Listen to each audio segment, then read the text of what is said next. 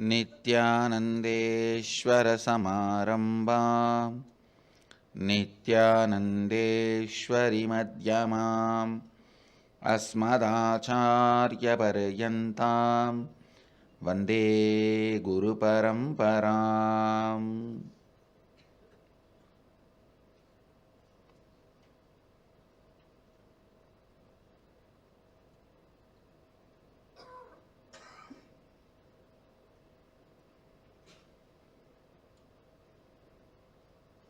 I welcome all of you with my love and respects. I welcome all the visitors, viewers, devotees, disciples, samajis, satsangis, owners of Sarvanyapita, Srimahans, Mahans, Kotaris, Tanidars, everyone sitting with us all over the world, this time through Nithyananda TV and Sadhana TV, Ara TV, Nakshatra TV, and through two-way video conferencing, having Nayana Diksha all over the world.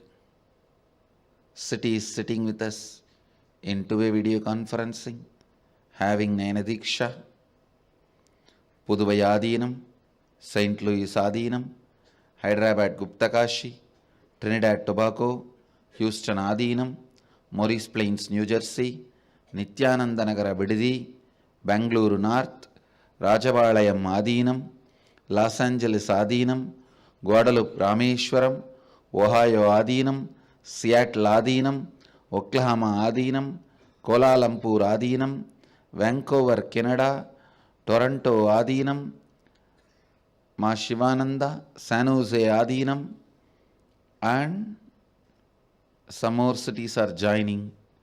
I welcome all of you with my love and respects. Today, fourth day of Navaratri and third day of Venkateshwara Brahmotsavam, Devi is gracing in the form of Bhuvaneshwari in Varanasi, Nithyananda Sabha. In Bididi, Devi is gracing in the form of Annapurani. Bhuvaneshwari is the form in which I myself had the darshan of Devi. I myself experienced Devi. At the age of 10, I had darshan of Devi in this very form. Let's first offer our respects to Devi and Venkateshwara, then enter into Satsang.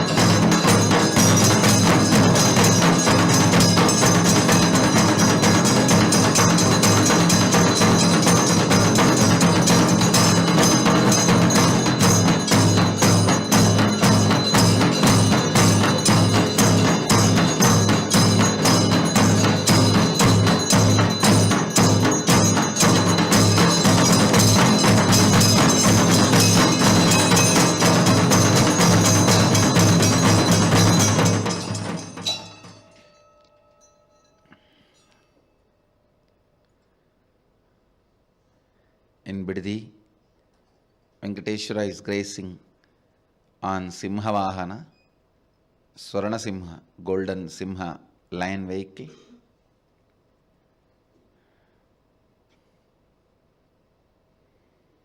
Let's enter into today's satsang.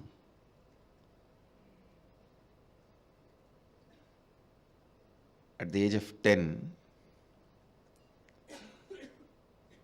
in Arunachaleshwara temple, in the shrine Sannidhi of Devi Unnamulayamman,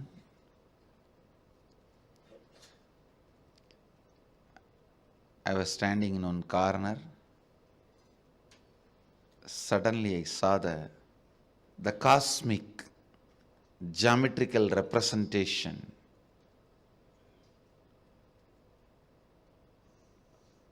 That time I did not know the word, only now, later on I came to know it is Sri Yantra in the golden, shining, absolute energy light form. And then Devi appeared in this very form. She is gracing now with Lakshmi and Saraswati. When I had darshan, I saw only Devi, Bhuvaneshwari. Here she is gracing with Lakshmi and Saraswati. There, when I had darshan, I saw her only this form. The Angusha and Pasha and Abhaya and Varada. It's just too much. Too much.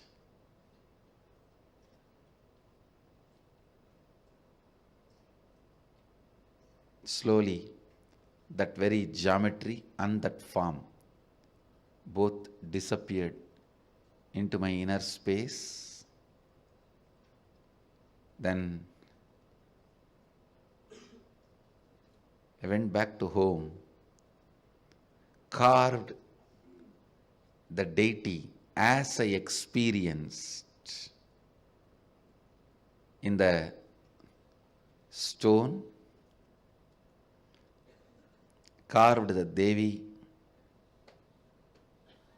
the same way I saw in stone, and carved that Sri Chakra the same way I saw in copper plate. This happened. You can see the yantra I carved after the darshan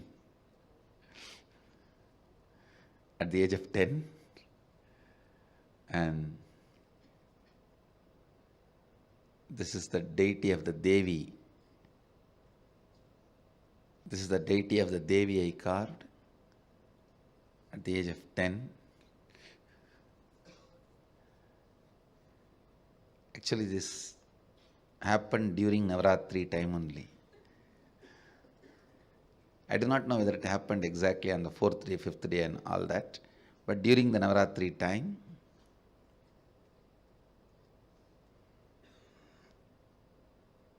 let me enter into the Upanishad, Isavasya Upanishad. I was expanding continuously. Today I'll continue to expand on 16th verse. Recite along with me. Pushanne karshe Yamasurya Prajabatya Vyuharashmin Samoha Tejo yatte Rupam Kalyanatamam Datte Pashyami Yosavasau Purushaha Sohamasmi. The translation goes, O Pushan, consciousness, who is the nourisher, sustainer of all, the primeval solitary traveler, the disciplining principle of all, is like the bright effulgent sun and is the Lord of entire creation, which is his subject.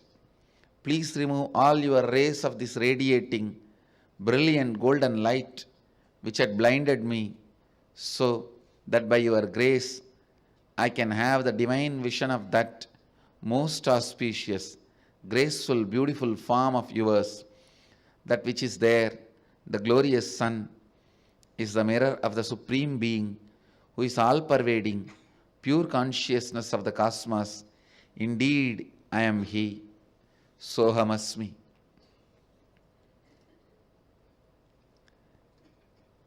Understand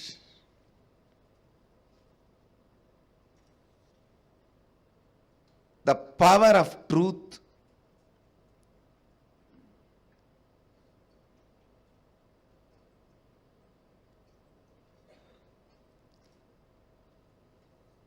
the pristine, pure truth,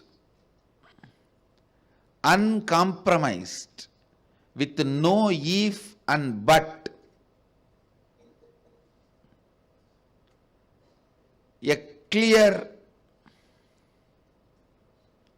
straightforward, direct understanding of truth adds so much of powerfulness, energy, ecstasy, excitement, liberation in your inner space.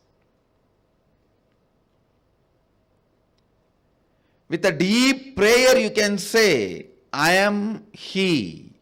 Understand? The prayerfulness does not mean you need to become powerless beggar in front of some supreme energy. See here, the 15th verse and 16th verse, Rishis were so humble. The Upanishadic Rishi is declaring, O Deva, O Bhushan, please remove the veil. And I need to experience you as you are.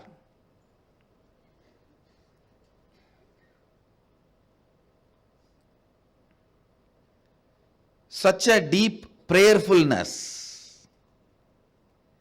Even in this verse,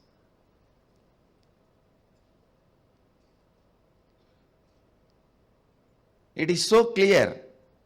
Prajabatya vyugarasmin samoga tejo yatte rupam kalyanadamam tatte vashyami.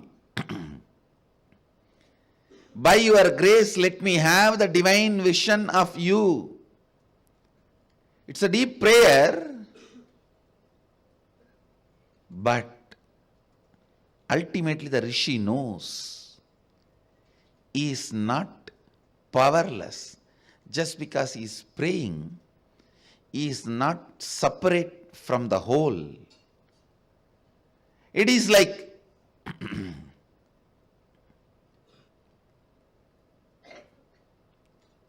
when your right hand wants to do something, ask the support of your eyes to see and give information. For example, your right hand wants to carve a statue.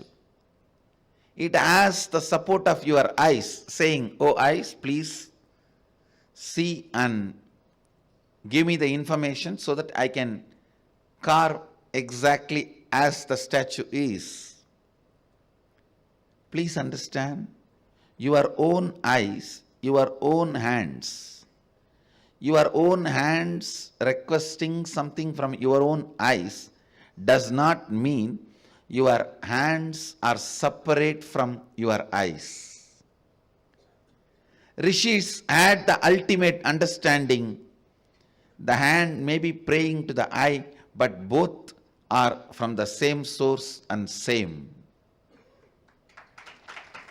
Both are activated, kept alive, brought to life by the same force from the same source. Pushaneka risheyama surya prajabatya vyugarasmin samugha tejo yatte rupam kalyanadamam datte pashyami yosavasau purushaha sohamasmi.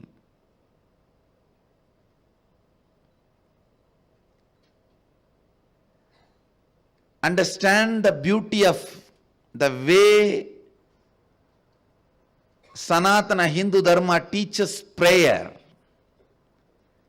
There is no powerlessness, no place for powerlessness. Even when you pray, you are not separate. You are not separate from the source.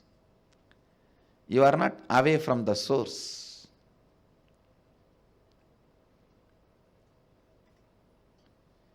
Even when you are praying, remembering that I am He, I tell you, this one truth, the thought current, will be so useful for all of you. Please understand. Even when you pray, you should know you are not separate from the divine to whom you are praying. Even when you pray, you need to know you are not separate from the prayer to whom the prayer is offered. Listen. Who is praying and the prayer to whom prayer is offered, all the three are from the same source. I am trying to decode the inner space of the rishis and reproduce it in all of you. That will give you so much understanding about the concept of prayer in Sanatana Hindu Dharma.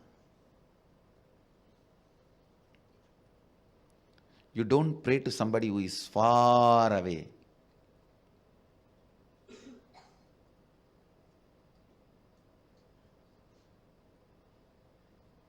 He may be further away or farther away, but not far away. Understand, there's a big difference between these two.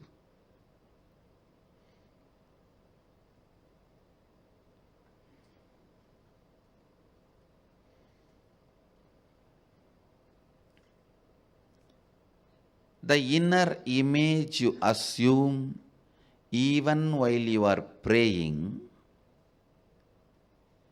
is not a lower inner image, a inauthentic identity. Even when you have not realized the oneness with the cosmos, even when you are practicing, doing sadhana, prayer, to achieve the cosmic oneness, you are one with cosmos. That is reminded as the undercurrent. Never at any point, never at any moment, the separation is recognized in Sanatana Hindu Dharma. Because that is not the truth. That is not the reality. Even when you think you have not achieved the oneness with the cosmos, even when you think you are not become a realized, enlightened, living Advaita,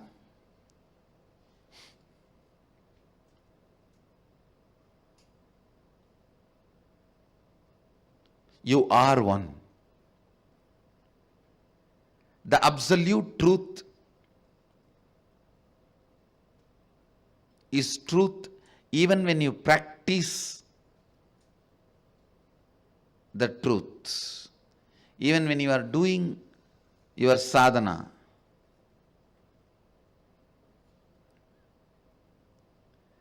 Please understand, this truth need to be remembered. This one thought current need to be understood.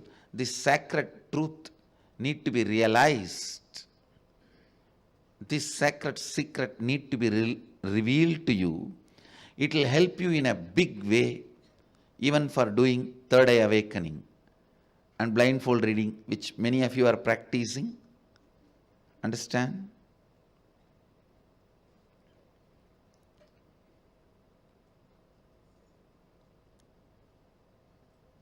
Even when you are practicing,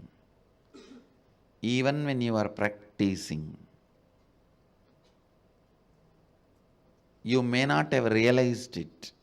You may be only practicing. Even at that time, the truth is absolute. You are living Advaita. You are living the truth.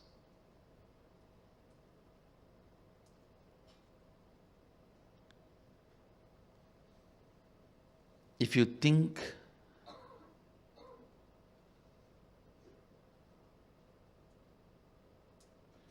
you need to achieve it by your prayer, you are wrong. You only need to remove the obstacles through your prayer. It exists. Nothing new need to be created. It exists.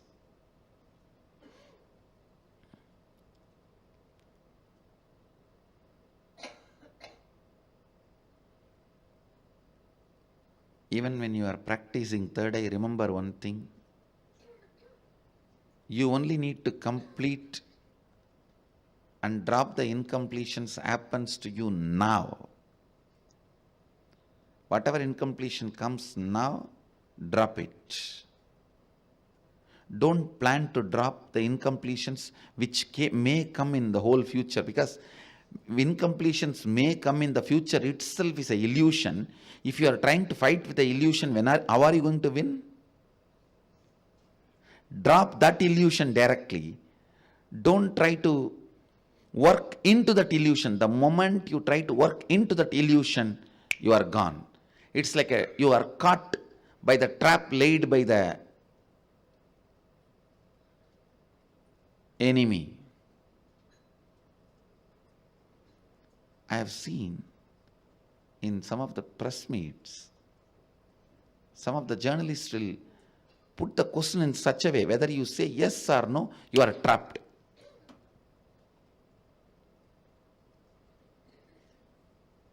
Both the way you are trapped. The moment you engage with that question, you are gone. Over. Same way, the moment you engage with the fear, incompletions may come. What will I do at that time? Over. You are gone. Whether you have the confidence, I can drop it at that time also, or you have the feeling, I may not be able to drop it at the time. In both the way, you are gone. Even if you say, I can drop at the time also, then immediately one part of your mind say, who knows, how many times we tried, never succeeded. Come on. How do you say, for sure, you will be able to drop in future? You are gone. You are caught in the wrong argument. You want to go for your office, but you are caught in the argument in your house about the lunch. What should be cooked? So you are stuck in the dining table. You will not even go to the office. If you are stuck in the argument in the dining table about your lunch, what you should take in the office. Finally, what lunch? Even for dinner, you will be sitting in the same dining table. You will never go to the office. But because you are stuck in the wrong space, in the wrong argument. Understand this one example, everyone will immediately understand, connect with it.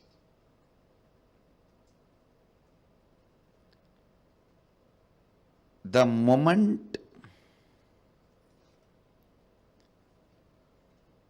the thought, insecurity about the future incompletions comes up, whether I will be able to handle them in the future or not, the moment that comes up, be informed.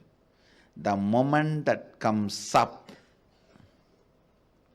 you are getting into the argument with your spouse, which you are never going to win.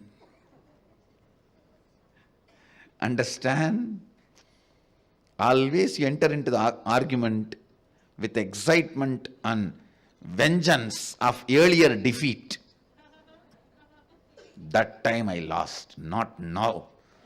Now I have all the arguments prepared, equipped, ready. AK-47, 57,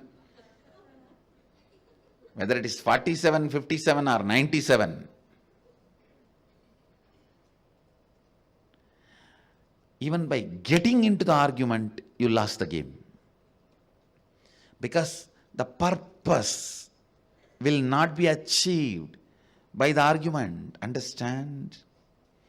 The moment you entertain or cherish the insecurity, will I be able to handle my incompletions comes up in the future. Now I know I can drop it and do the blindfold reading, but will I be able to do the same thing when I go back and try to do demo to my boss? My boss, the very sight is irritating, very presence is agitating. Just like Swamiji has a positive presence, my boss has a negative presence to double the breathing space. Sometimes people tell me, Swamiji, my boss presence is so long, so vast. How the moment we enter the ashram and feel your presence, same way the moment I enter into the parking lot of my office, I can feel my boss presence. You will feel, oh God, in the presence of my boss, all the incompletion comes up. Will I be able to handle? I tell you, the moment you get into engage with this argument, whether you say yes or no, even if you have the confidence, no, I can handle, I'll handle, you are fighting with delusion. And if you think, no, I can't handle, you are losing to the delusion. Whether you fight, whether you win or lose with the delusion, you lost, because the delusion should not be engaged. You should not engage with the delusion. That's the only way you will win the game with the delusion. Remember, if you can drop your incompletions now, the present moment, all the future moments are going to come only as a present moment. You can drop, you can drop, you can drop, you can drop.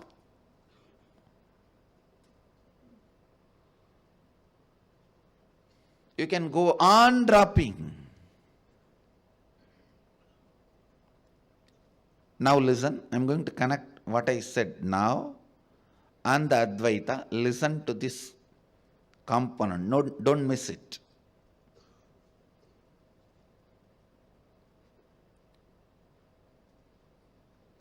In the ordinary prayers, you always feel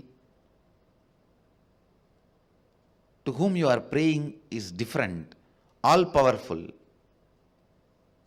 and you weak, powerless. This assumption itself, you will lose the game. This assumption itself, even if you are given whatever you are praying for, you lost the game, because forever you will only be praying and receiving in the space of a beggar, because you establish that is what as your identity. I tell you, when you start with the low self-image, inner image, and pray to some all-powerful God, if your prayers are not attended, good for you. Otherwise, you will be established in that stupid attitude. Yes, even if your prayers are attended, you may have little money, some relationships, health, few things, but forever you are a beggar. And the person who gave always can take it away. So you are always in the insecurity. Understand, the so-called superficial, stupid,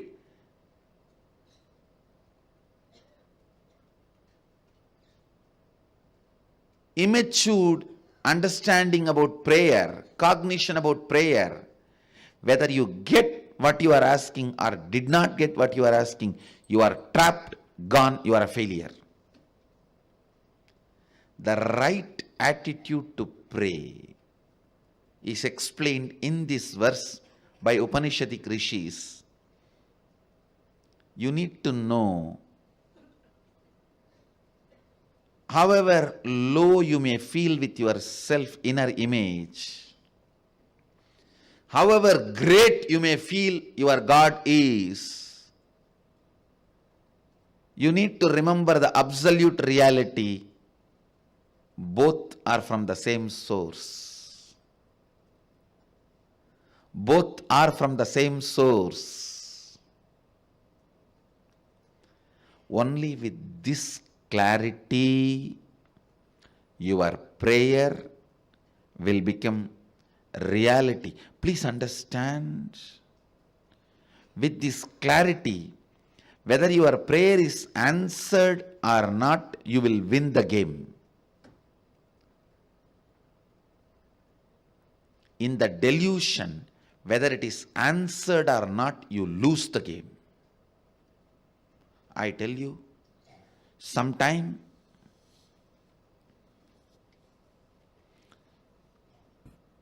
your prayer not getting answered is good for you. Not sometime, most of the time. Because the attitude from which you pray and the perception you have about life is so stupid.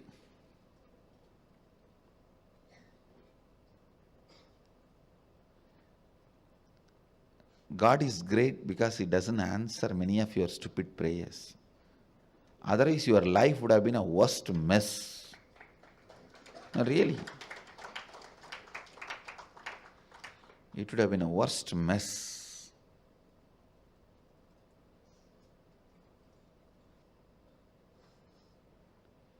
Playing the role of an insider only gave me the intelligence. Oh God, if all the prayers of these people attended, what will happen? The mess they will create for themselves and others.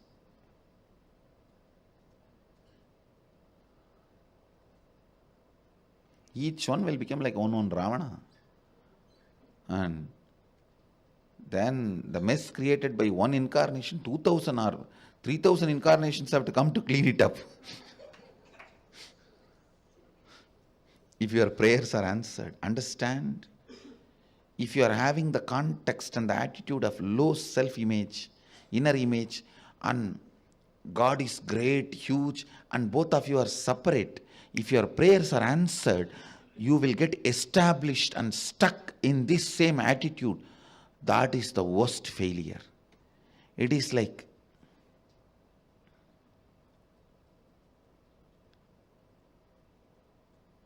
you forget your beautiful glowing skin just for the exchange of receiving a small sari pin.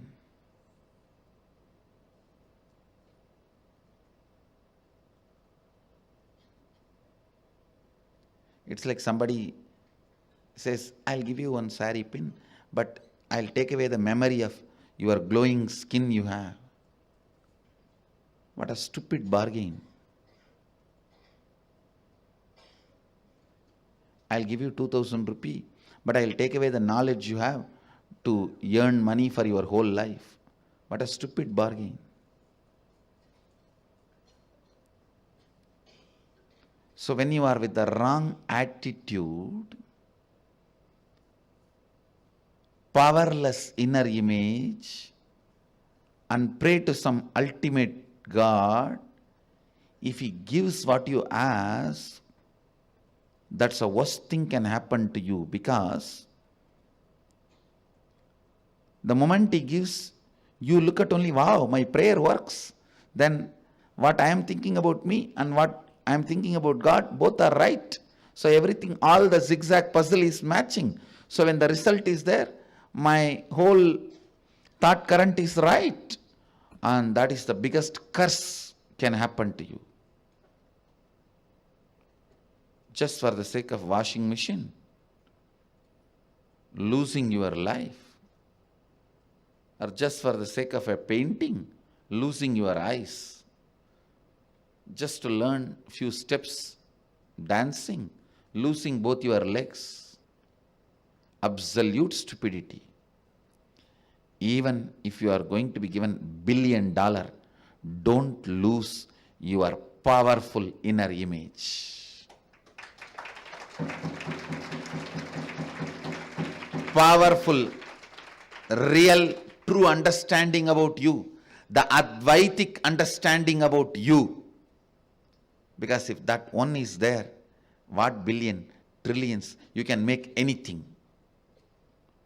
You can make planets out of your feet dust.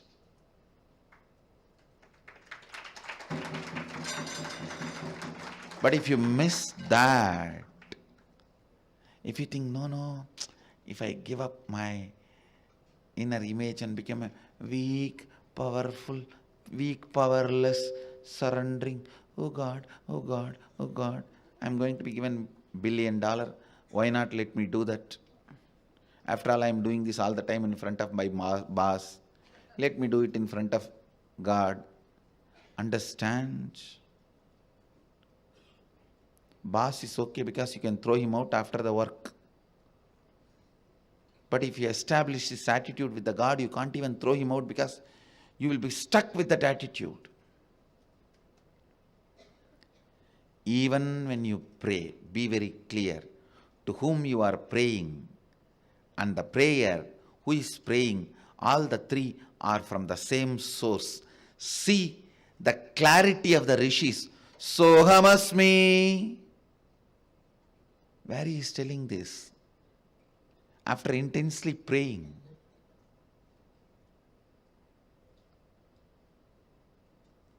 Understand? Yes, I am awakening your third eye, but you and me are from the same source.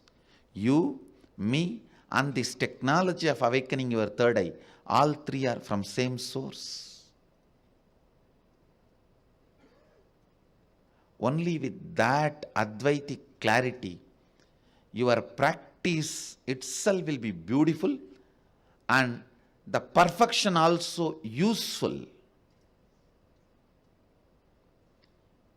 If you become powerless, powerless receiver, I am a useless, powerless guy, and Guru is all powerful, please give me. When you are stuck with that powerlessness, even if I give, you will ever be a beggar, which is not right. Understand? What I am giving, who I am and who you are, all three are from same source. With this understanding, when you receive it, it is permanently good for you. Not temporary, permanently good for you. Understand? Everything received from the Advaitic understanding only should be cherished, celebrated, lived. Anything which did not come from the Advaitic understanding, throw it in the dustbin as early as possible. The earlier you throw it, better for you. Good for you. Great for you.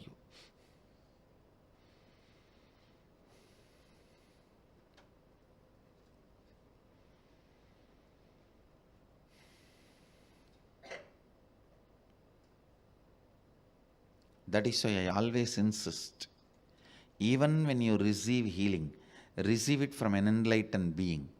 From an enlightened being. Don't go to the stupid Reiki, Pranic, all these stupidopathy healers. There are now tons of stupidopathies.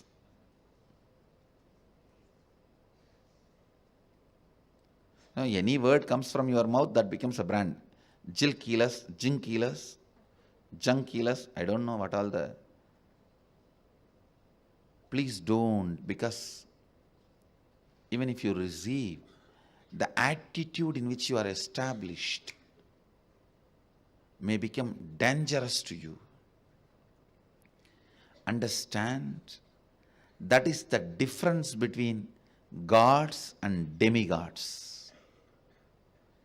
Demigods may give you what you want, but they will not give you the intelligence. They and you are one and the same. The gods only will give you what you want, and the intelligence, they and you are one and the same. When Mahadeva gives, Not only He gives what you want, He gives the understanding of the reality, experience of the reality. You and He is one and the same.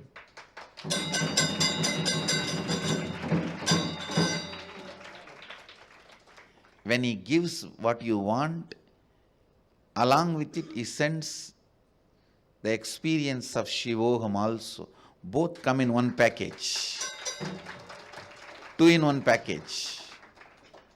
When He gives you third eye awakening, not only He gives you the power of third eye, He gives you the clarity of Shivoham. Both are one and the same.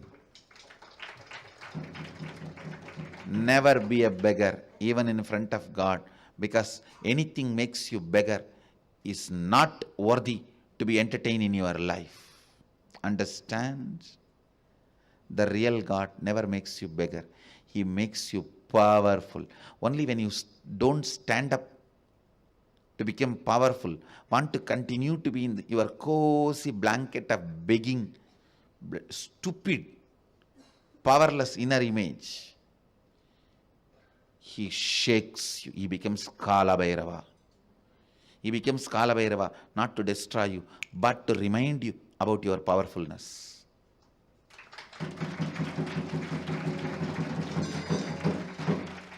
He catches your throat and lifts you, not to kill you, but to make you understand you don't need to breathe only through the nose. You can breathe using the whole body.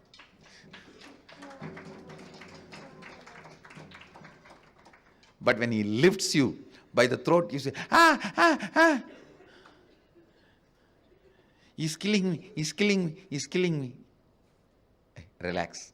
You can breathe through your hands, legs, all over your body. Don't act human. Don't act human is the slap given to everybody by Kala Bhairava.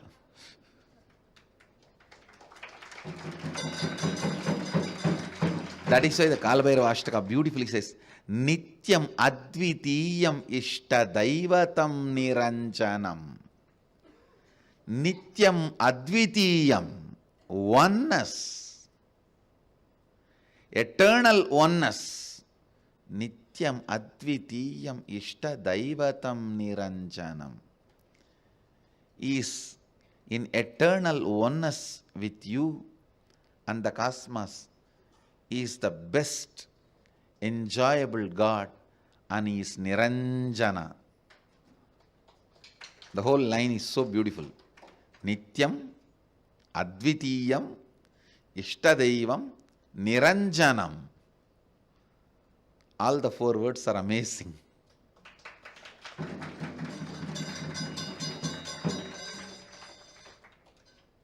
Understand? Worship only the gods. Not only you give you what you want, but give you the true reality of you and He is one and the same.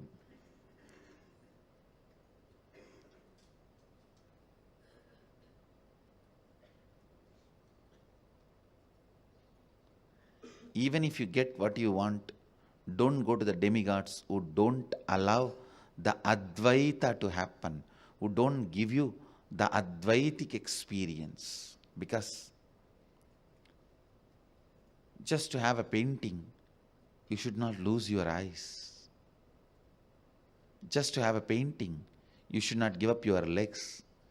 Just to have some things in the life, you should not lose the life itself, which comes only by powerful inner image. If you lose the powerful inner image and become powerless in your inner image and become a beggar, even if you receive what you ask, you will not have life to enjoy what you asked, what you got. First and foremost,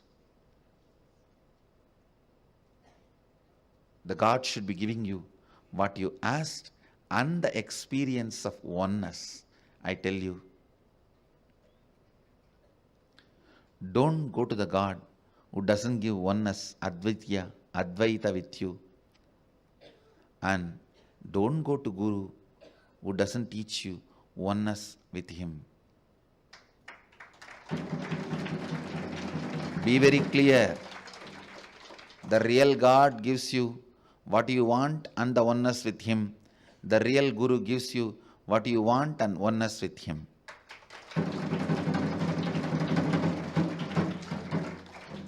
This verse is very clear. Just because I am praying, I am not away from you. I am you. Sohamasmi. I may be praying, but I am you. Sohamasmi.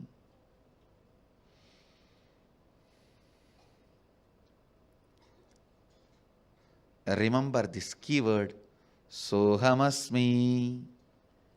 Today's subject for Vakyartha Sadas. Right attitude for prayer.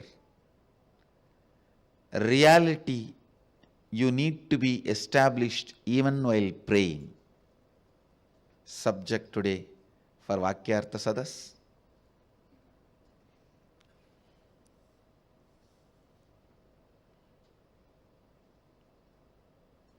I bless you all. Let everyone here radiate with integrity, authenticity, responsibility, enriching, causing, living Advaita, the eternal bliss, Nithyananda. Thank you. Be blissful.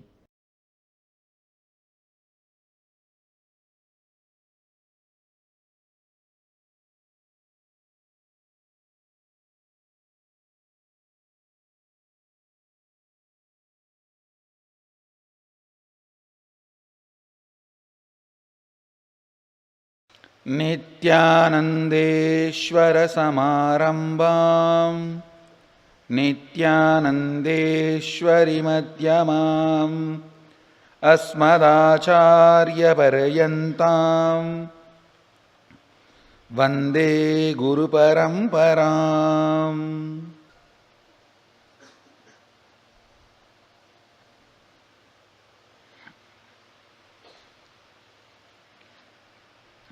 I welcome all the disciples, devotees, owners of Sarvanyapita, visitors, viewers, sitting with us all over the world through Nithyananda TV, two-way video conferencing, having Nayana Diksha,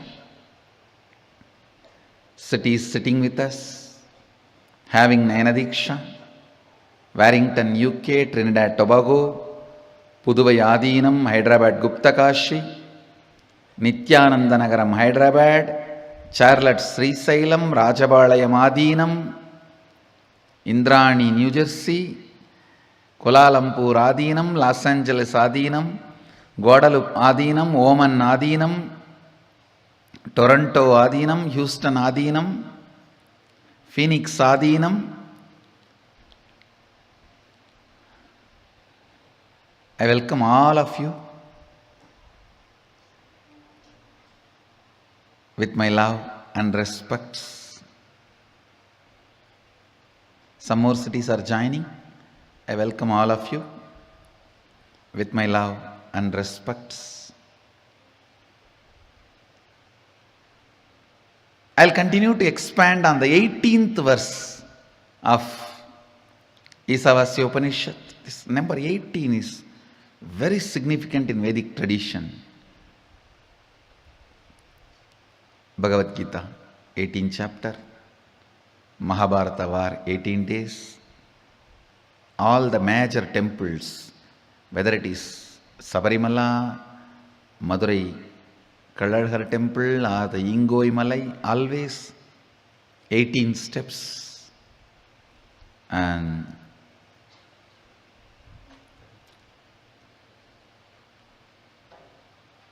the 18 Agroni Sena fought the Mahabharata war. 18 is very significant number. But all 18s came after this Isavasya Upanishads 18 verses. This is the first 18. Because, please understand, Isavasya Upanishad is the first Upanishad. Rama, listen. Rama, when he lived in Ramanagaram, received all the 108 Upanishads at a time from Mahadeva under our banyan tree. And after the victory, when he came back, he brought, after the victory when he came back, he had Pattabhishekam and he brought Hanuman and showed all the places he travelled.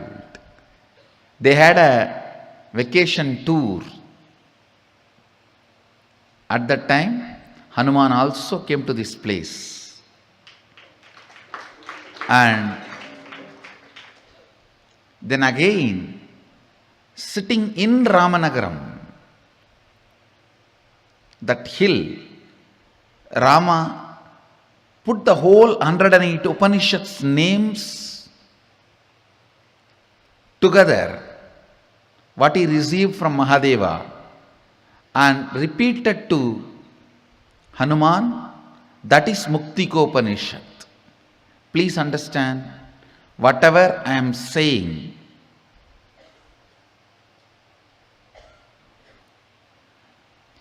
is fact, truth and reality from the cosmic archives, the Akashic records.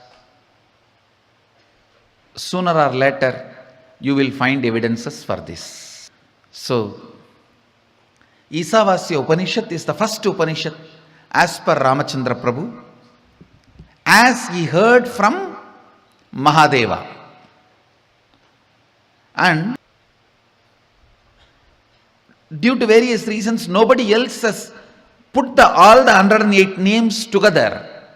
See, from Mahadeva, Devi heard all the 108 Upanishads, Saptarishis heard, Kapila heard, Nandi heard, Subramanya heard, Rama also heard.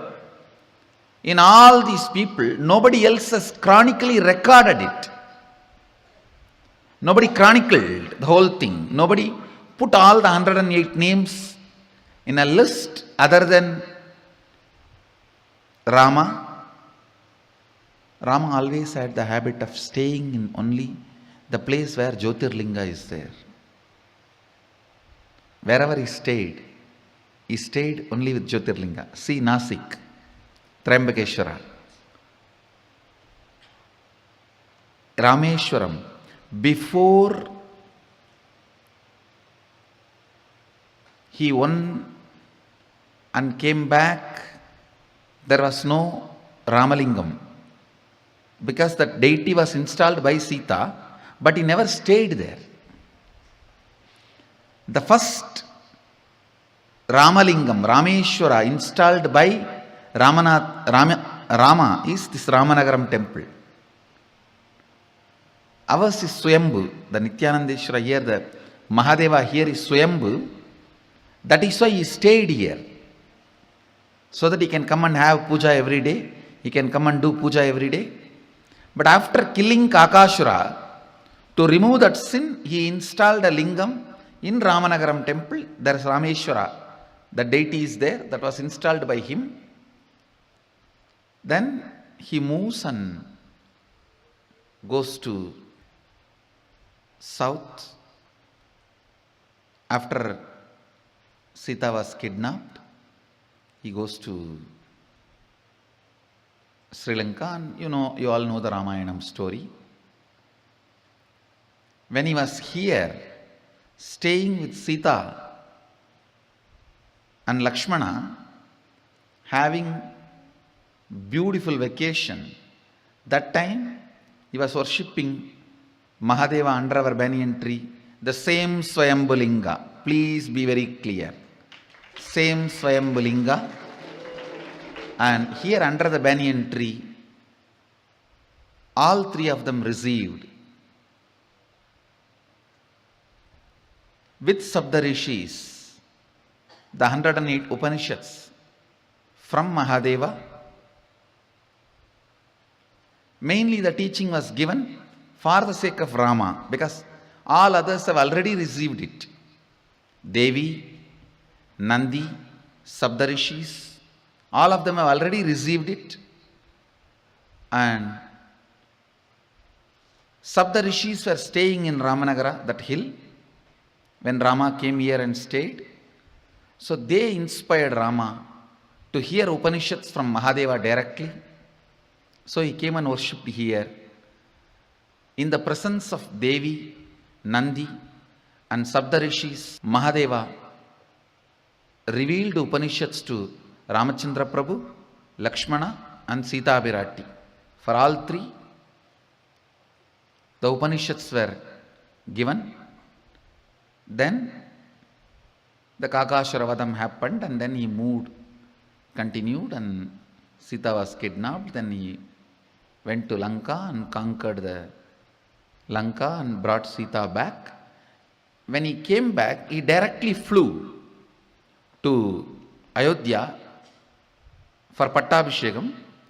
After the Pattabhishekam, along with Hanuman, Sita and Lakshmana, Bharata Shatrugna, the whole family, they came like a vacation where Rama was explaining to everyone what all happened, where all they stayed.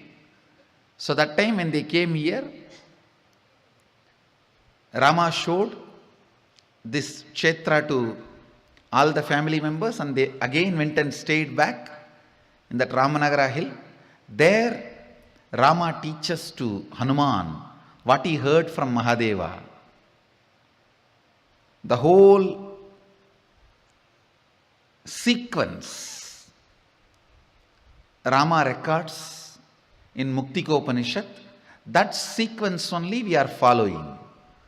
So the sequence is delivered by Mahadeva under this banyan tree and recorded by Rama to Hanuman. We are following the same sequence. As per that sequence, Ramachandra Prabhu is the oldest recording we were able to get it about this 108 Upanishads. So we are following that. The 108th Upanishad, the Muktiko Upanishad, Sri Ramachandra Prabhu records all the 108 names. As per that 108 names, this is the first Upanishad, Ishavasya Upanishad, 18th verse. I'll repeat the verse once, read out the translation, then give you the commentary. Agnenaya Supataraye Asman Vishwani Deva Vayunani Vidvan Yuyot Yasmajjuhu Puranamena Bhuyishtam De Nama Vuktim Videma Agnenaya Subhataraye Asman Vishwani Deva Vayunani Vidvan Yuyot Yasmajjuhuranamena Bhuyishtam De Nama Vuktim Videma. I'll read out the exact translation.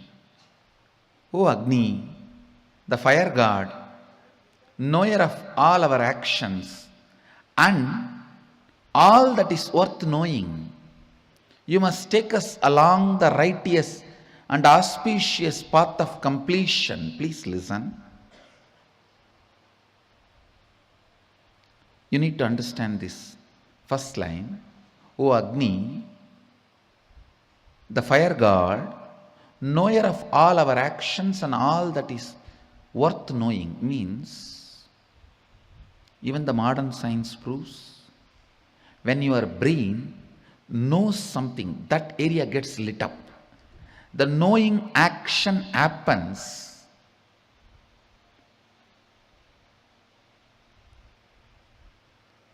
when the fire moves into certain part of the brain. Please understand.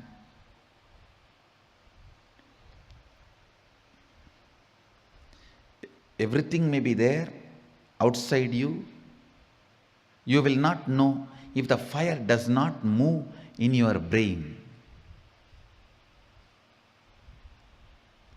If the fire moves in your brain, only then you will know what is happening. So, fire is responsible for knowledge, knowing to happen in you. Listen carefully.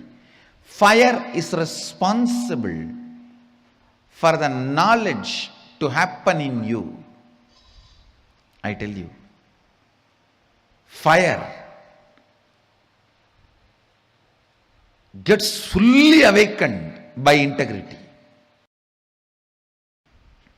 Nothing. Just follow intensely integrity. In 12 months, you will have a kind of a fire in you through which you can know anything you want to know. Anything which comes in front of you and you want to know it, you will know it. That fire is called Di. In Sanskrit, we use the word, a single letter, Di. All the ancient languages, fire is addressed as Ti. In Sanskrit, in Tamil, in many of the ancient languages. Listen. Di comes as a gift to you because of your integrity. Just 12 months decide. I will live in the space of integrity. No question of missing. It's just awareness. Awareness practice, nothing else. The Di will be awakened in your brain. That Di will give you the intelligence to know everything you want, anything you want.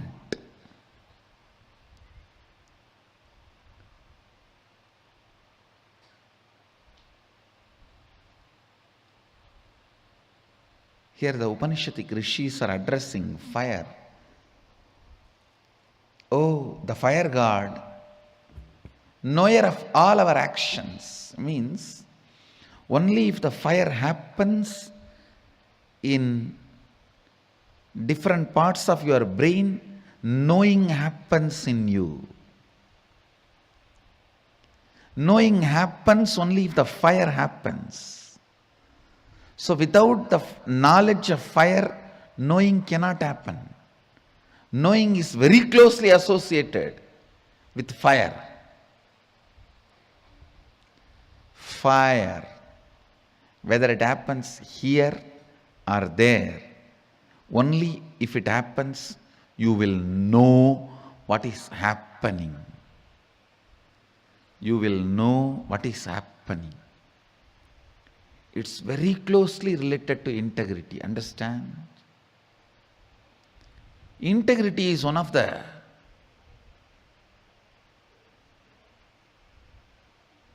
very powerful practice to awaken powers in you. If somebody practices integrity, I don't even touch to open their third eye. Enough. Just a blow is enough. It will open up. Because integrity is like a fire. Any coconut kept near the fire, you don't need to break it. You just knock it, it will open. People used to ask me. I used to break the coconut just like that. I'll put it in the hand and it will break. People ask, how, Swamiji? It's nothing. If you keep the coconut near the oven, that fire, when it heats up, you don't need to break. You just knock, it'll open up.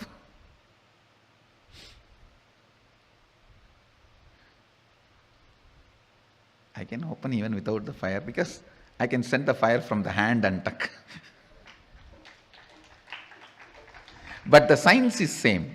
Whether you put the fire from outside or through your body, the science is same.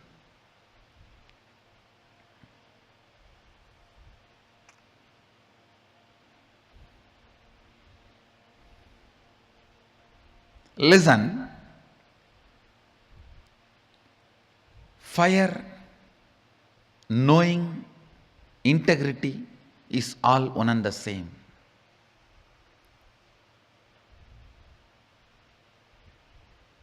I should put this incident in record for the sake of future.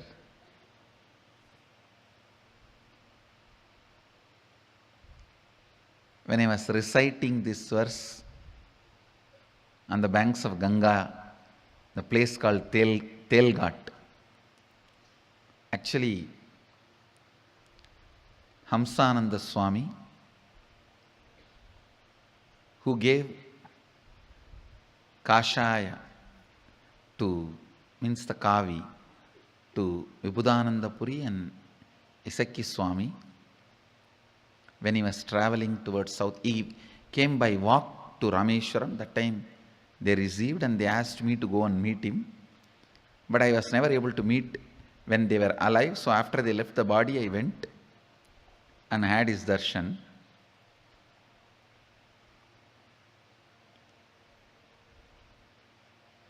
And I was staying there for some time. He told me that few people who come to him bringing every day the potato and salt, he will take very little food, little rice and little potato mixed with ghee and salt. That is his food, that's all. Boiled potato, adding ghee and salt, he will make like a ball and he will put that into the rice and have. That's all is his food. So people who bring that rice and potato and ghee for him, they will all ask him, Babaji, give some upadesh. In Bengali they will ask, Kuch bolo, give some upadesh. He will make fun of them. Hey, I have not read anything. So he will show me and say, he is a Bahut Badi Baba. And he will tell he is the Balasant who learnt all the Upanishads and Shastra. And then he will tell me, you tell something to them.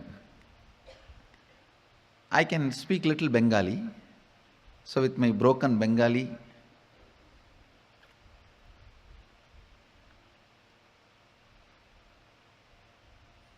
I was trying to explain these Upanishads. When I was explaining this 18th verse, this very mantra,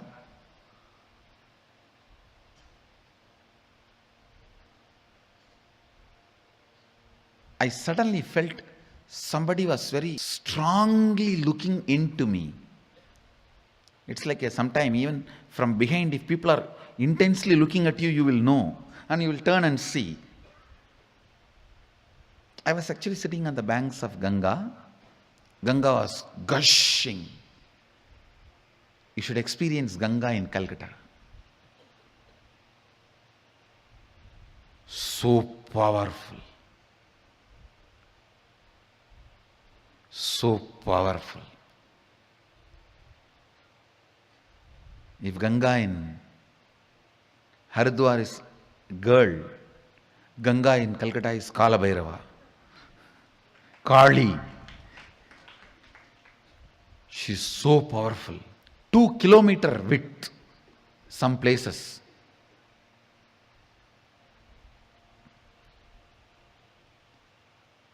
And often changing the direction during the low tide and ebb tide. It will flow this way and this way. You will be surprised, Ganga will be flowing inside. Because when the ocean water comes inside, she will flow this way and then she will flow this way. She makes 7-kilometer ocean water into drinkable water. 7 kilometer she goes inside the ocean. It takes 7 kilometer for the water to become salty. Where the Ganga meets the ocean,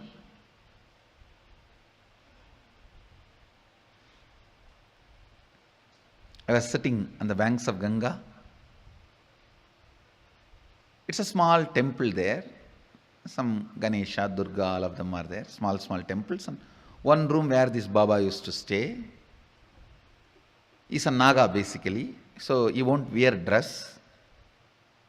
And he will sit on the gunny bag. The place is called Telghat. A few rich Jains used to bring that rice and potato for him, sometimes roti. So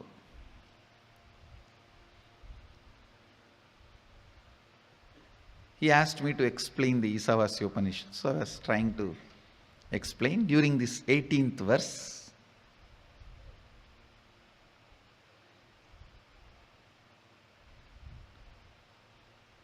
I felt somebody was intently looking at me. I just turned. I saw Hamsananda Swami only. He was only staring at me. Too strongly. He was staring at me.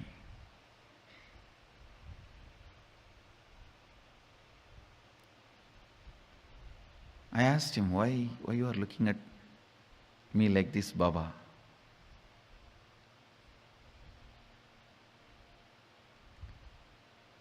He said, when you were explaining intensely, I understood whatever you are sharing, it is directly from your experience. So I wanted to look in. Whatever is in your inner space, I just wanted to grasp.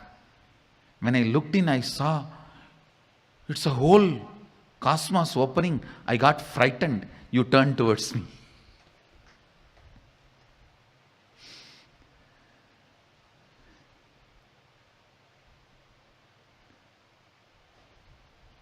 He said he was trying to look into me to understand this whole verse as it is from my inner space. But in my inner space, he only saw the cosmos. He got frightened. The moment he got frightened and started losing himself, I just turned my head. He said, I can see very clearly. Everything is from directly your own experience. These people are blessed. He was telling about the few of the devotees who were listening. He said, these fellows are blessed.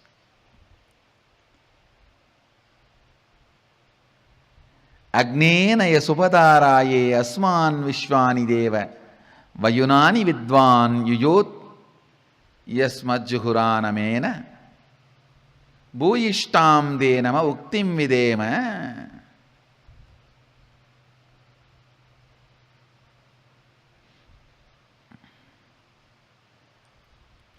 Listen.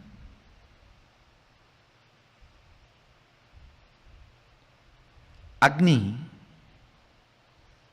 is the knower of all our actions and all that is worth knowing in the universe he knows. Please understand. Anywhere knowledge happens, Agni has to be there. Without Agni, knowledge cannot happen. All the spaces, planets where Agni is not possible, knowledge is not possible.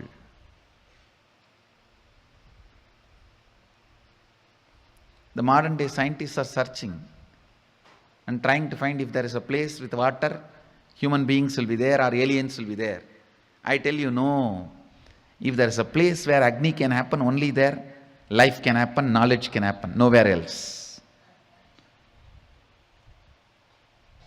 Only where Agni can happen, knowledge can happen, life can happen, nowhere else.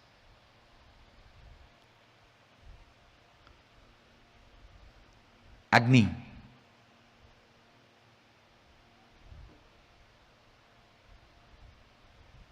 Who is knower of all our actions and everything worth knowing. Whatever is worth knowing in the planet Earth, Agni knows it. He knows it.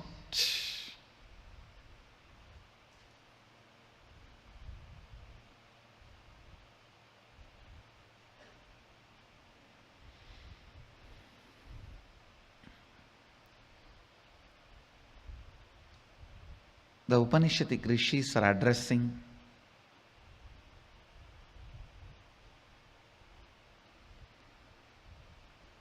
Agni as knower of all our actions and all that is worth knowing. Then they pray, you must take us along the righteous and auspicious path of completion. You must take us. Please understand. The prayer is not casual, very deep, detailed. You must take us along the righteous and auspicious path of completion. Subhadharaye asman vishwani deva vayunani vidvan. You must take us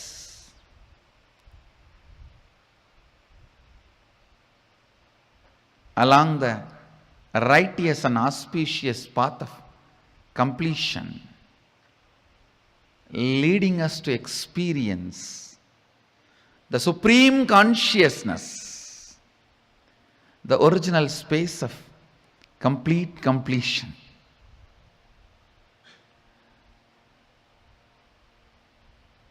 I can say that this is the best prayer you can offer to God when you meet Him personally.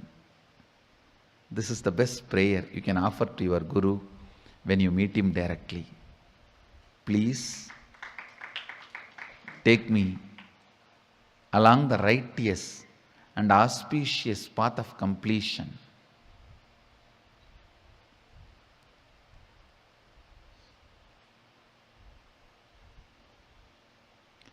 Leading us to experience the supreme consciousness.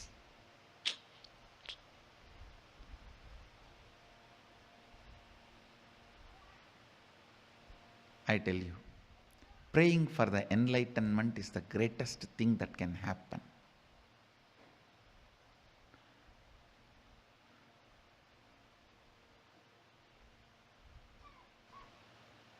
Intensely seeking enlightenment, praying for enlightenment, I tell you, more and more you pray for enlightenment, more and more your routine will become integrated. Laziness will never be part of you. Boredom will never be part of you. Boredom and laziness is nothing but you do not want to hold on to your ideals. That's all. You do not want to hold on to what is life for you. What life holds for you.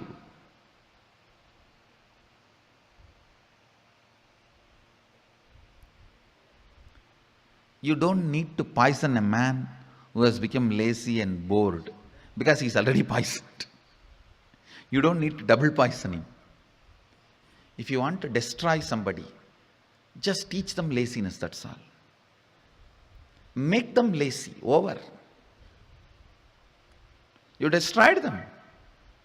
Make them feel tired, over. Bored, over.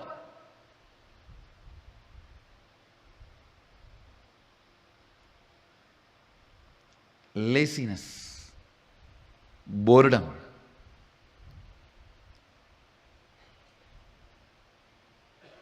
This too grows in you when you do not remember the purpose of your existence.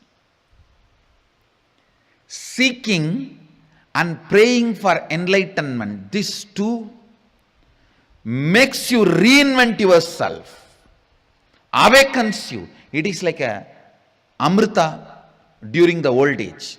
In the old age, if you drink the nectar, suddenly you will become again 16 and start the new life. Listen.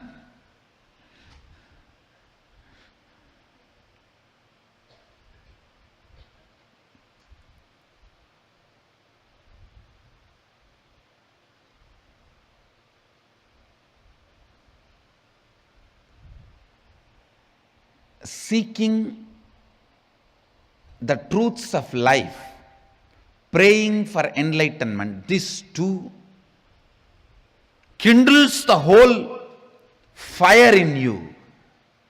I tell you, if you have a wheezing problem, stomach problem, any of the issues related to gas and water, means like a cold, all this, just pray for enlightenment, you will be healed. Because when you pray for enlightenment, the fire in the body will be kindled intensely. You will be immediately healed, because the fire in the body, if it is kindled, whole system goes through a reinvention of itself. Understand? Every time you pray for enlightenment,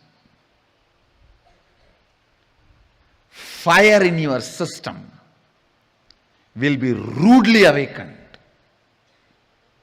Rudely awakened. That's the word I am using.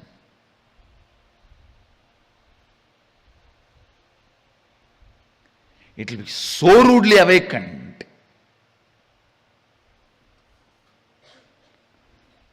The sleep, tiredness, boredom,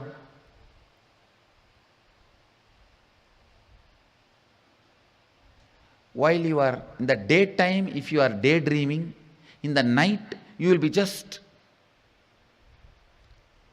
moving in the bed this way and that way. You won't sleep.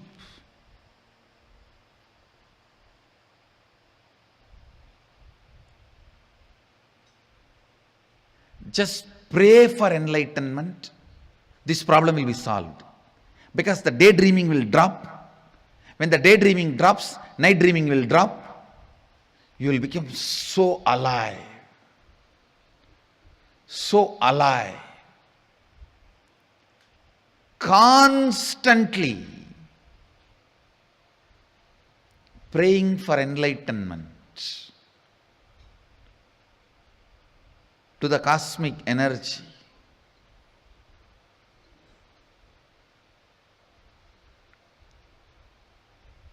You can call it as God or Guru, whatever, it's up to you. Constantly praying intensely awakens that joy, fire energy in you and keeps it alive. That's the main thing. Makes you reinvent yourself. Makes you reinvent yourself. Agnena yasubhataraye asman vishwani deva vayunani vidvan yuyotyas majjuhuranamena bhuyishtam denama uktim videma. O Agni, the fire god, knower of all our actions and all that is worth knowing, you must take us along the righteous and auspicious path of completion, leading us to experience the supreme consciousness, the original space of complete completion. praying, praying, praying for enlightenment. Knowing even while you are praying, you are He. Sohamasmi.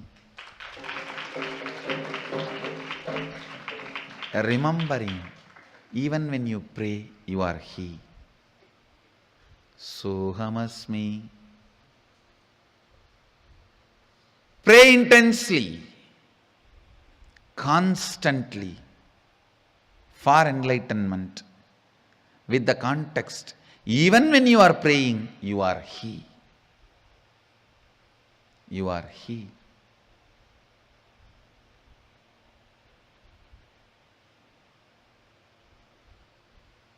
The essence of today's satsang.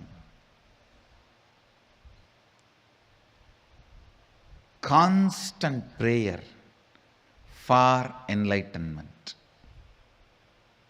I'll continue to expand on this verse because there are some more beautiful sacred secrets, that innocent surrender, innocent devotion.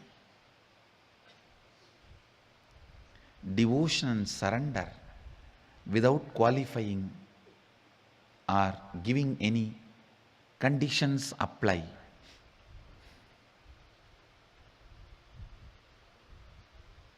So, I'll continue to expand. With this,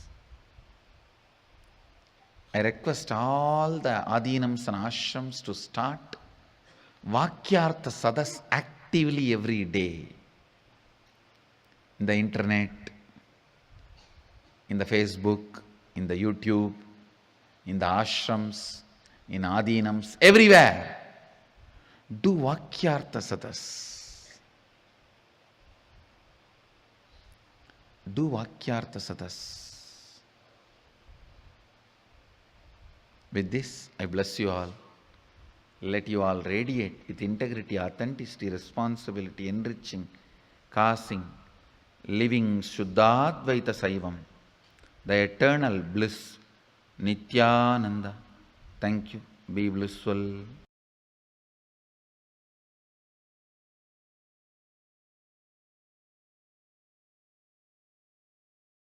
Should we repeatedly pray for the same thing, or should we ask only once for the prayer to come into reality?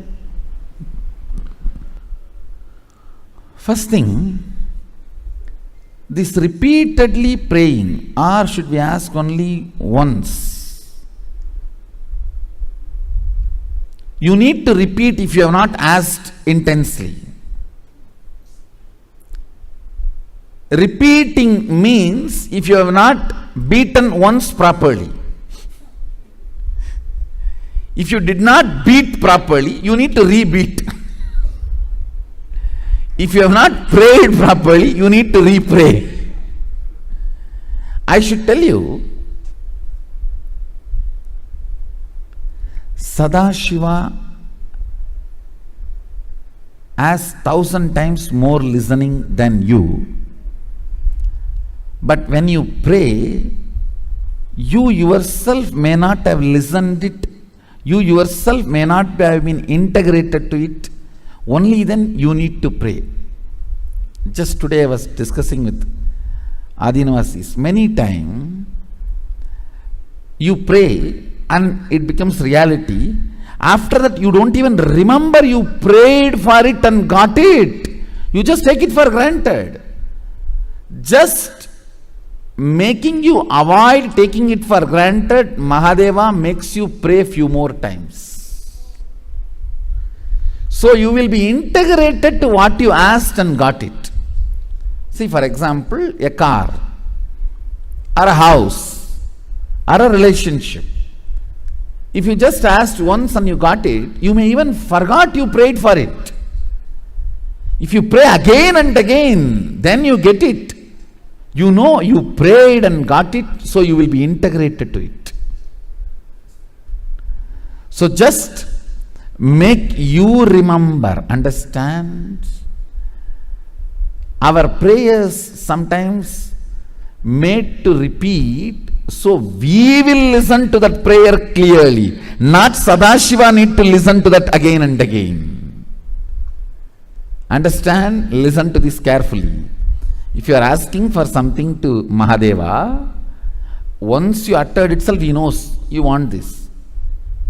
If he is delaying, he wants you to utter it and listen to you.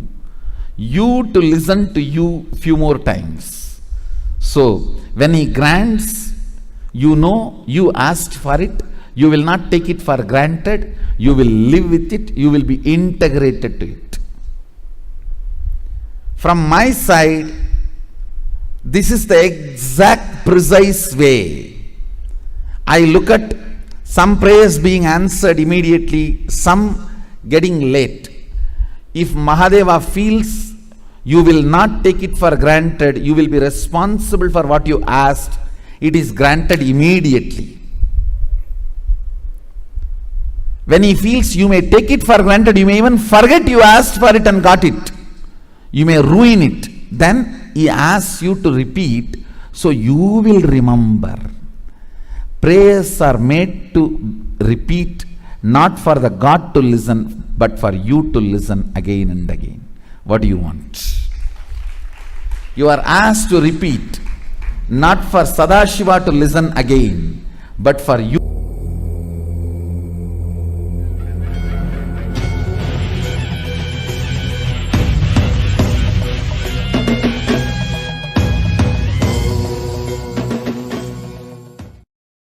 Nithyanandeshwara Paramashiva Samarambam Nithyanandeshwari Parashakti Madhyamam Asmadacharya Paryantam Vande Guru Paramparam.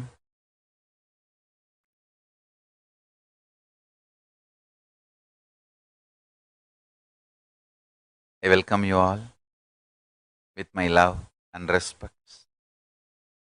I welcome all the devotees, disciples, Samajis, Satsangis, Srimahans, Mahans, Tanidar, Kotari, visitors, viewers sitting with us all over the world through Nithyananda TV, YouTube Live, Facebook Live, Enlighten App, Kailasa TV, Hinduism Now, Twitter and two-way video conferencing, having Nayanadiksha. I welcome all of you with my love and respects. Today, very important day. Today is the anniversary of an important event for the devotees in Los Angeles and around the world. City of Montclair declared October 18th as Paramahamsa Nithyananda Day during the 10th anniversary celebrations of Nithyananda Hindu Temple in Montclair, Los Angeles in 2018. On this day, the Mayor Pro Temple of Montclair, Caroline Raft, presented the proclamation of the City Council, which cited Sri Nithyananda Paramashiva's contribution to superconscious evolution of humanity by reviving Veda Agamic tradition of Sanatana Hindu Dharma via Third Eye Awakening and manifesting Shaktis. The proclamation was signed by Mayor Paul M. Eaton and issued jointly with the members of the City Council. Nithyanandeshwara Hindu Temple, Los Angeles is offering today special Naivedyam and Puja to Swamiji commemorating this day. My blessings to Los Angeles, Kailasa and whole United States of America, ultimately to the whole world. Blessings to all of you. Actually, I came to Satsang today just to celebrate this event. Blessings to the whole Los Angeles Sangha, I accepted the offerings and let's do more and more good to the world and particularly Los Angeles. And still body is in samadhi continuously and Ganesha is manifesting everywhere. Still the 72 hours is not yet over. Still you have time. Listen carefully. Understand? Bhakti. Prayer with bhakti. Prayer with devotion.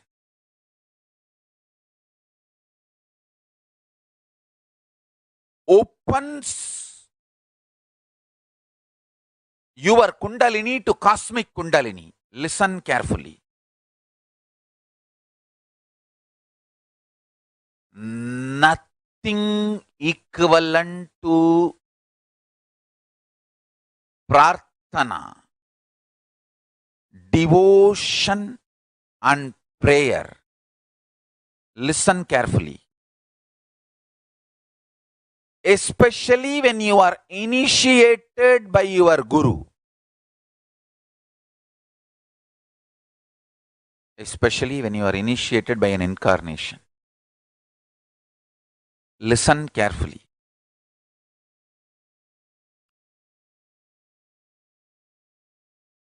Deep sitting with the deity,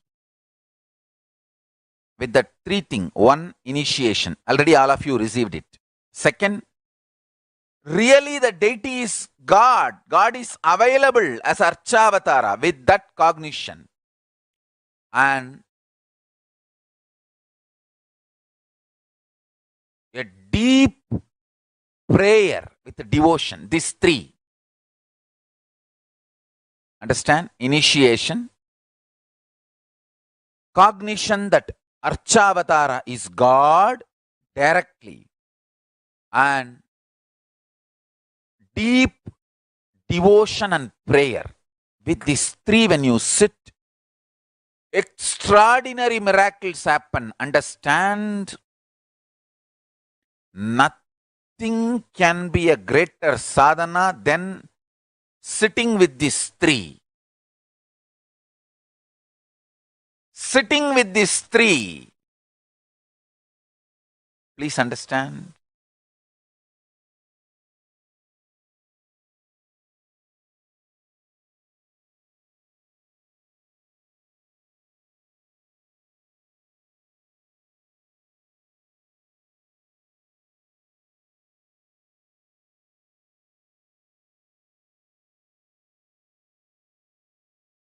My body is still in intense samadhi, radiating the space for Ganapati to manifest and bless all of us.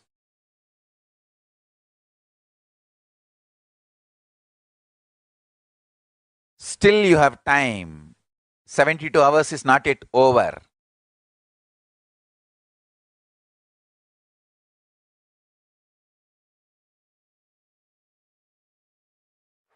As today is the last day, I wanted the whole Sangha,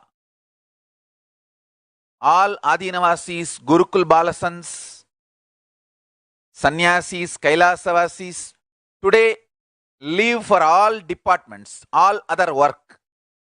Today, not only first priority, only priority is feeding Ganesha. Sit with Ganesha.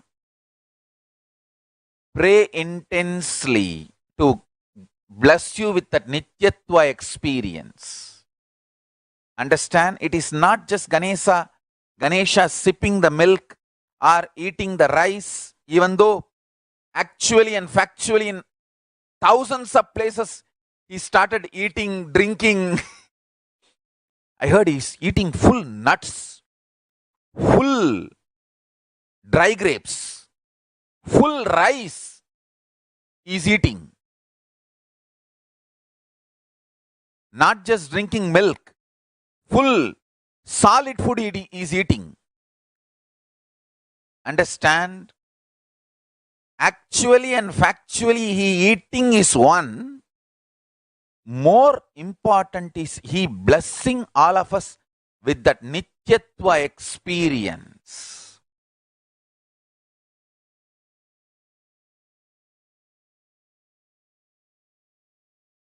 When he opens the door of Nityatva, you can start manifesting all powers. That is why I really want all of you to sit with Ganapati. Intense prayer has its own extraordinary power. Intense prayer has its own extraordinary power. Understand? All Kailasavasis, all Adinavasis, today only priority is Ganesha and Nityatva. Even devotees who can take off one day, sit with him. I tell you, nothing can be compared to sitting with him. These three. Initiation, which you already got. Cognition, he is an Archavatara. Third, intensely praying, connecting. Skandamata, sit and feed Ganesha, manifest powers.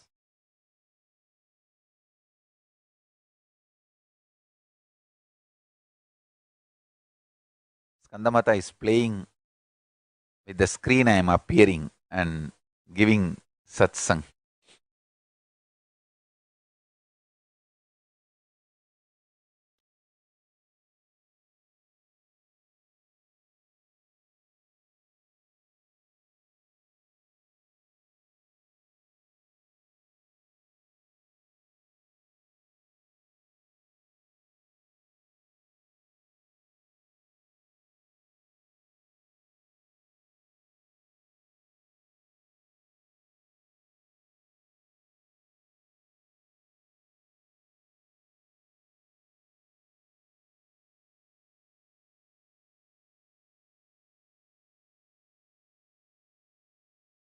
Understand?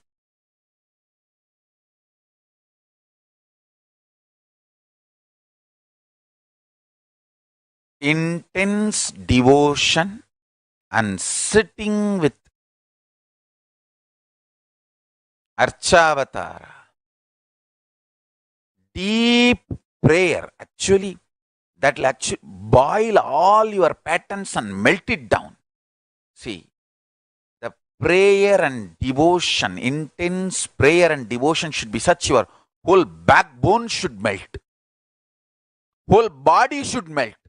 All the bones should melt. That kind of intense devotion and prayer.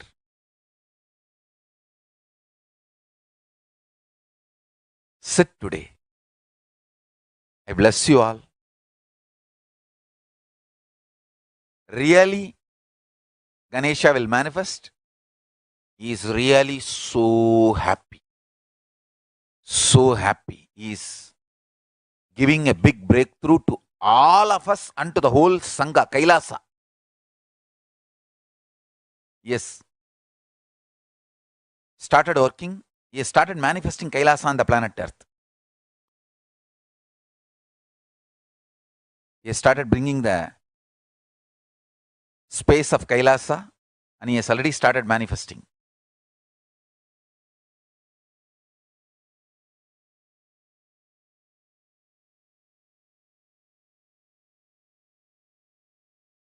All the Balasants in Gujarat, whoever experienced Nityatva and fed Ganesha, raise your hand. Same way the SVSJP, Surya Vamsa Surangi Samrajyam, boys, Yuvarajas, How many have fed the Ganesha? Raise the hand.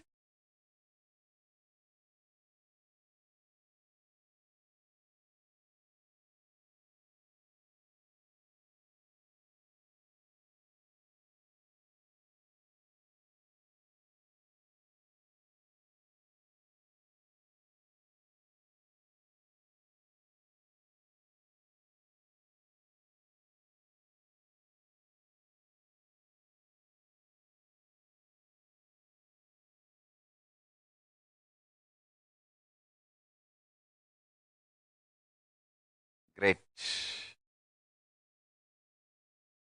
Today all of you sit. I tell you, see, in how in society for you to live, you need to learn driving. Driving is a fundamental necessity for you to live in society.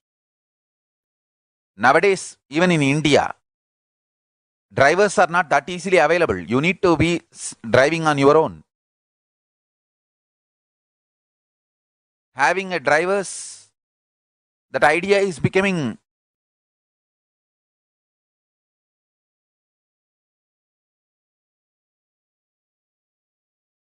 very costly. Whether east or west, anywhere, you need to learn driving to exist in society. Same way, intense prayer.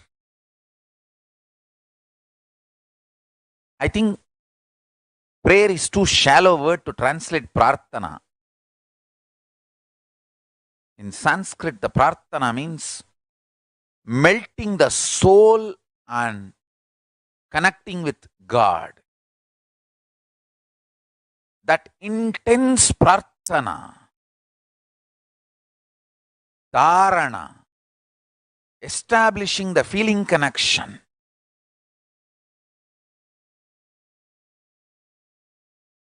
is like a driving. You need to learn to exist in Kailasa. Understand? Like how driving is needed in the society to exist. For you to exist in society, intense prarthana, prayer is needed for you to exist in the space of Kailasa. Intense prarthana, surrender. I tell you, that causes miracles. I should say intense prayer is equivalent to Savikalpa Samadhi.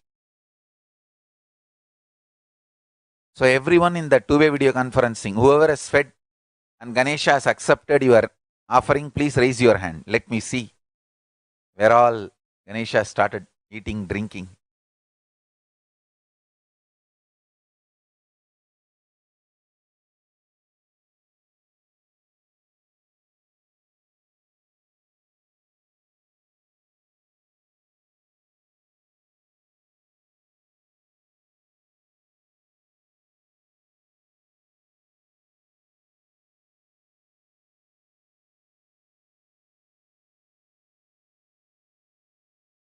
Blessings to all of you. Today also try. Still time is available. Still time is available. We have time.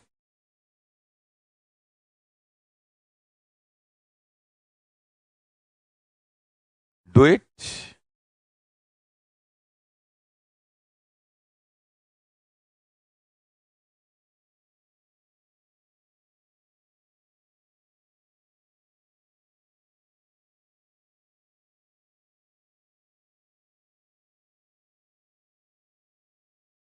Prayer. Deep prayer can melt down all patterns, can raise you to any level and enlighten you.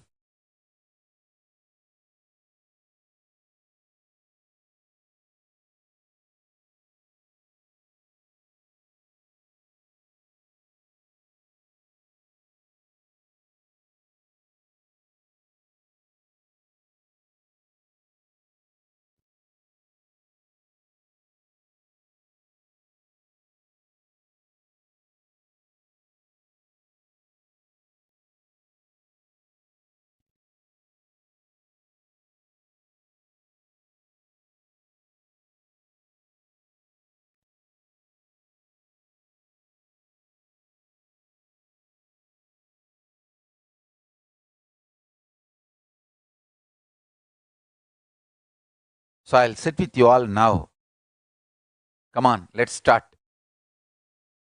I'll remind you again. Deep, intense, soul-melting prayer. Not just ice pouring, the whole bone should melt. That intense prayer. Whole body should melt. That intense prayer.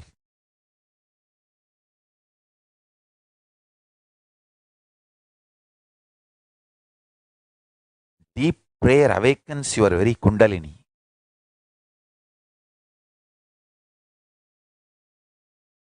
It melts all the toxins, cleanses you. Now, come on, get your Ganesha. Sit with Ganesha. MahaGanapathi Paramborule. Let's call him. He will bless us now. Come on, let's get him. Let's connect with him. Get the Ganesha and sit with Ganesha. Let's start connecting with Ganesha.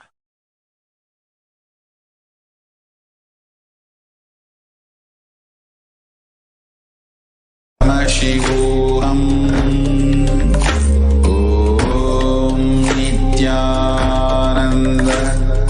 Paramashivoham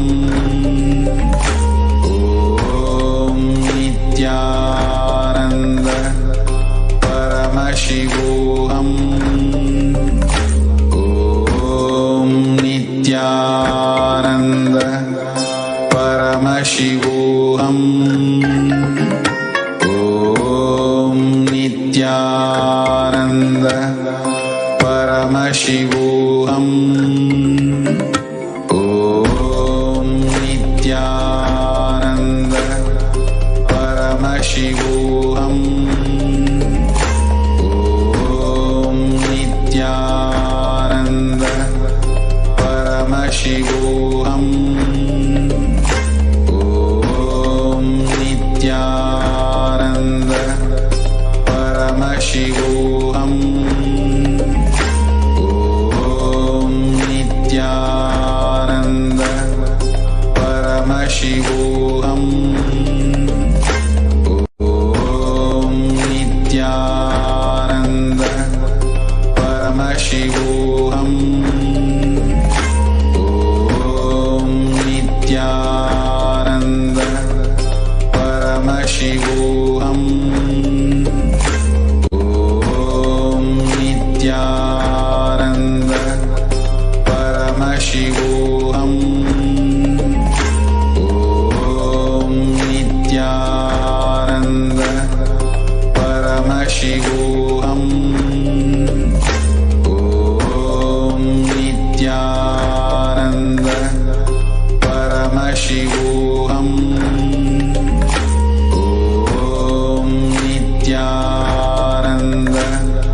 Paramashivoham Om Nithyananda Paramashivoham Om Nithyananda Paramashivoham Om Nithyananda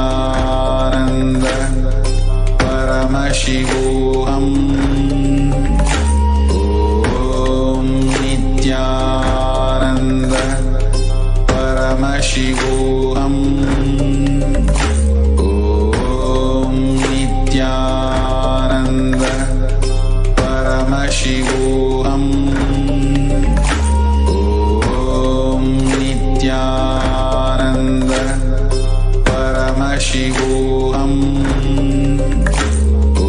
Om Nithyananda Paramashivoham Om Nithyananda